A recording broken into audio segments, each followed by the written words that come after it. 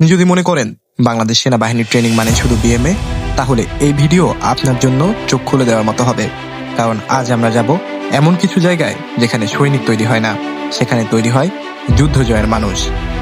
ভিডিওর শেষ পর্যন্ত থাকুন, কারণ শেষের তথ্য জানলে আপনি সেনাবাহিনীকে নতুন চোখে দেখবেন।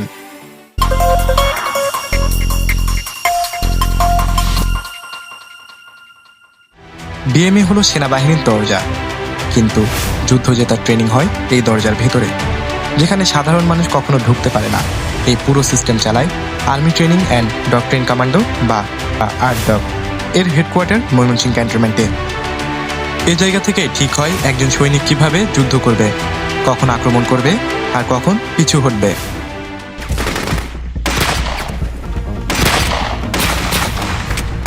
জালালাবাদ ক্যান্টনমেন্ট সিলেটে অবস্থিত।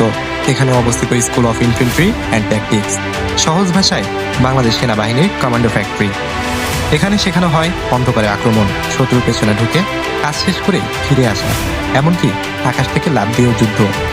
প্যারাট্রুপার আর স্পেশাল ফোর্সের জন্ম হয় এখানে। এখন পর্যন্ত আপনি যা দেখলেন, এগুলো কি সবচেয়ে ভয়ঙ্কর ট্রেনিং? না, কারণ এখন আমরা যাচ্ছি এমন জায়গায় যাদের নাম আপনি জানেন, কিন্তু কাজ জানলে এই ভিডিও পুশ করে বসে যেতে হবে। ট্রাস্ট ইয়োরসেলফ, রিস্ক তো নিতেই হবে।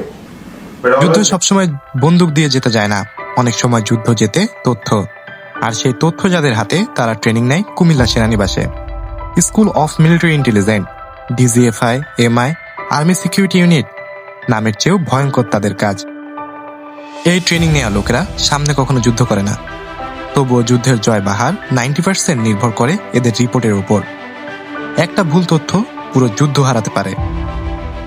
চট্টগ্রামের হালি শহর, হোম অব গানার্স নামে পরিচিত, এখানে ট্রেনিং হয় সেই অস্ত্রের যার এক শটে যুদ্ধের মোড় ঘুরে যায়।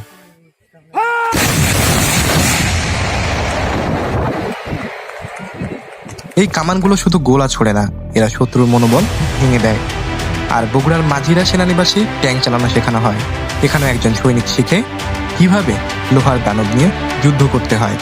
ট্যাঙ্কগুলো যুদ্ধক্ষেত্রে ঢোকে না, এগুলো যুদ্ধক্ষেত্র তৈরি করে।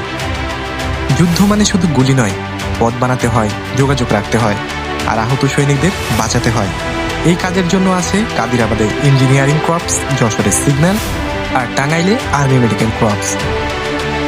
একটা যুদ্ধের ইতিহাসে নাম থাকে সামনের লাইনের সৈনিকদের, কিন্তু যারা যুদ্ধ জেতায় তারা থাকে পেছনে। এদের ছাড়া যুদ্ধ শুরু হওয়ার আগেই শেষ হয়ে যেত। বাংলাদেশ সেনাবাহিনীতে নতুন অস্ত্র বা নতুন কৌশল সরাসরি যুদ্ধে যায় না, আগে পরীক্ষিত হয় 403 ব্যাটেল গ্রুপে। এখানে ভবিষ্যৎ যুদ্ধের রিহার্সাল করে। 40 ব্যাটেল গ্রুপ সম্পর্কে সব তথ্য কখনোই প্রকাশ করা হয় না, কারণ এখানকার কিছু কৌশল শত্রু জানার আগেই যুদ্ধে ব্যবহার হয়ে যায়। আজকের যুদ্ধ বদলে গেছে। Drone, cyber, electronic warfare. Bangladesh সেনাবাহিনী শুধু অস্ত্র আপগ্রেড করছে না, নিজেদের মানুষকেও আপগ্রেড করছে।